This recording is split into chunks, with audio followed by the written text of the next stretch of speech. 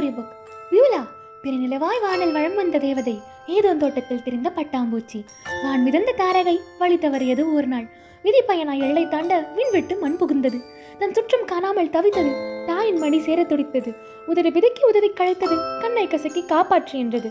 தேவதைகள் பெற்ற வரம் வரையறைக்கு உட்பட்டது. நேருக்கு நெல் வாராமல் நினைவூட்டலாய் வந்தது. ஆபத்து வரும்போது ஆண்டவனை அலை, தேவை வரும்போது தேவனை வேண்டு. நினைவூட்டலாய் அன்னை குரல் நிலைவில் நிறுத்தியது மந்திரத்தை. எலோஹிம் ஹெவேரெக்ஸ் ஹோடோ இடைவிடாது ஜபித்தது. எல்லை தாண்டிய ஏவாளுக்கே இறங்காத தேவன் மண் இறங்கிய தேவதைக்காக மனம் இறங்கினான். ஓ மை பியூலா, நீ புவி உலகில் வந்து விட்டாய். உன் இருப்பிடம் திரும்ப உபாயம் ஒன்றுள்ளது. உன்னை போன்று துயர் கொண்ட 100 சிறுவர்களின் குறை தீர்ப்பாயாக. குழந்தைகள் மனம் குதுகழித்தால் நின் குறையும் நிறையாகும். மண் விட்டு மறுபடியும் பின்னடைவாய். வரமுரளி தேவன் அருவாய் மறைந்தார். அவன் மகிழ்ந்த தேவதை சிறுவர்கள் தேடி வளம் வந்தது. பியூலா